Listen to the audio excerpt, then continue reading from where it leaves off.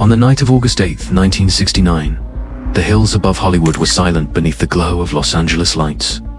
Inside a luxurious home on Cielo Drive, actress Sharon Tate entertained friends while preparing for the birth of her first child. The 26-year-old rising star had everything Hollywood promised: fame, beauty, wealth, and a future filled with endless possibility. But before sunrise, that dream would become one of the most horrifying crime scenes in American history. Strangers entered the property carrying knives and guns, following orders from a failed musician living on a remote California ranch. Hours later, Sharon Tate and 4 others were brutally murdered in a frenzy of violence that shocked the entire world.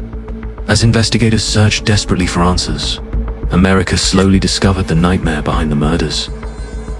A manipulative drifter named Charles Manson had built a cult of devoted followers willing to kill for him without hesitation. What began as a group of wandering hippies chasing freedom and music had transformed into one of the deadliest cults. In modern history, Charles Mills Manson was born in 1934 to a teenage mother struggling with poverty, instability, and crime. His early childhood unfolded in chaos. His mother drank heavily, disappeared for long periods, and spent time in prison. He moved between relatives, foster homes, and reform schools, never experiencing stability or genuine affection. From an early age, he learned how to manipulate people simply to survive. As a teenager, Manson became deeply involved in theft, fraud, and violence. He spent much of his youth inside juvenile detention centers where he developed a reputation for psychological manipulation. While incarcerated during the 1950s and 1960s, Manson studied psychology, religion, and methods of influence. He learned how charismatic leaders controlled followers through fear, attention, and emotional dependency.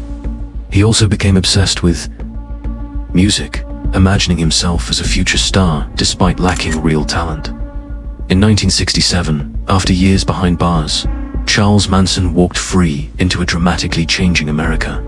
Young people rejected traditional values, experimented with drugs, and searched for spiritual meaning. California had become a magnet for wandering idealists chasing freedom. Manson immediately recognized an opportunity. Using charm, manipulation, and psychological control, he began attracting mostly young women searching for belonging. He presented himself as a spiritual guide, offering love, freedom, and purpose. Many came from broken homes or troubled backgrounds, making them especially vulnerable to his influence. The group eventually became known as the Manson family. At first, life inside the family appeared almost peaceful. Members traveled across California in old buses, experimenting with LSD and living communally. They settled at Spahn Ranch, an isolated property outside Los Angeles. There, Manson tightened his control through constant manipulation, drugs, sex, and psychological conditioning. He encouraged followers to abandon names, families, and independent thought.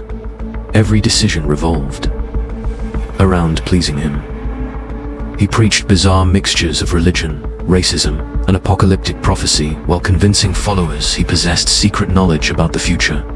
At the center of Manson's ideology was a terrifying belief he called Helter Skelter. The term came from a Beatles song, but Manson twisted it into a prophecy about an approaching race war that would destroy America.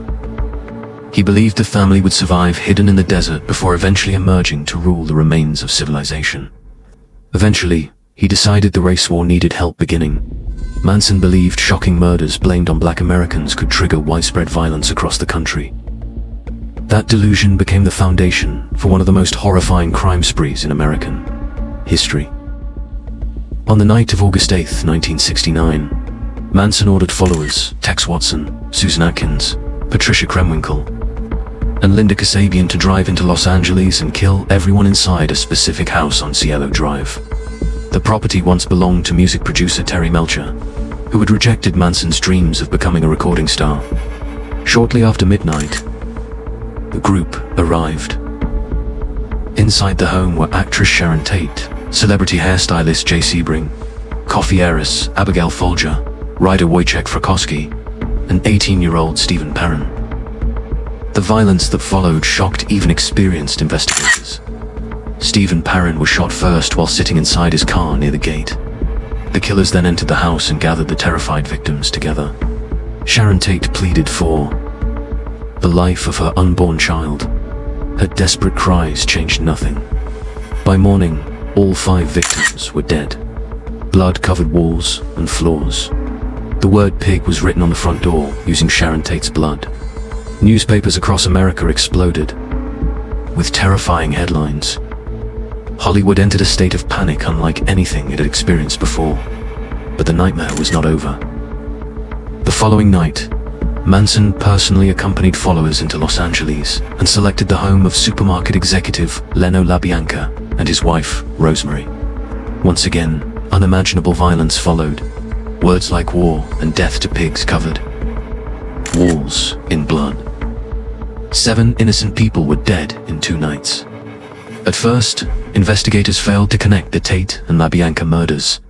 Different police departments handled the cases separately, slowing progress dramatically. The breakthrough came almost by accident. In late 1969, police raided Spahn Ranch investigating unrelated vehicle theft charges. While in jail, Susan Atkins began bragging to fellow inmates about the killings, describing details only the murderers could know. Detectives quickly connected the Manson family to both murder scenes. Charles Manson himself had not physically committed the Tate murders, but prosecutors argued he controlled followers so completely that the killings happened under his direct command. The trial began in 1970 and immediately transformed into one of the most controversial courtroom spectacles in United States history. Manson carved an X into his forehead, later transforming it into a swastika. Female followers shaved their heads and copied the symbol in loyalty. They sang songs outside the courthouse and treated Manson like a spiritual prophet rather than a criminal defendant. Inside the courtroom, Manson shouted at judges, stared intensely at jurors, and attempted psychological intimidation. In January 1971, Charles Manson and several followers were found guilty of first-degree murder and conspiracy. The judge sentenced them to death. But before executions could occur, California temporarily abolished the death penalty. As a result, Manson's sentence converted to life imprisonment. Throughout the following decades, Manson repeatedly appeared before parole boards seeking release. Each hearing attracted enormous media attention. Families of victims consistently opposed his release, arguing he remained dangerous and remorseless. Parole boards agreed. Over the years, Manson was denied parole 12 separate times. Even in old age, he continued making bizarre statements about society and death.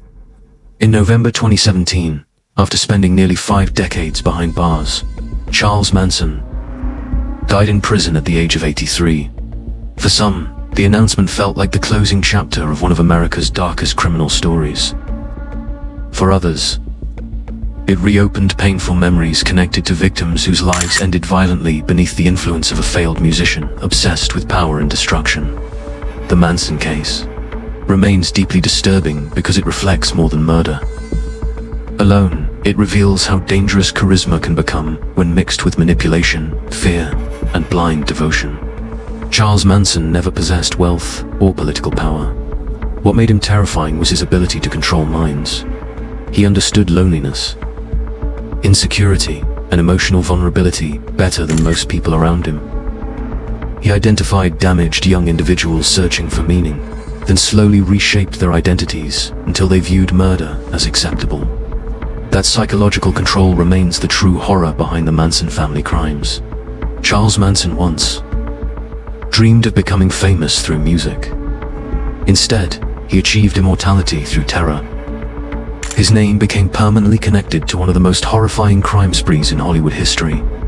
And decades later, the darkness surrounding the Manson family still lingers in the shadows of American culture, reminding the world how easily hidden evil can disguise itself as friendship, freedom, and belonging before finally revealing its true face through bloodshed and fear.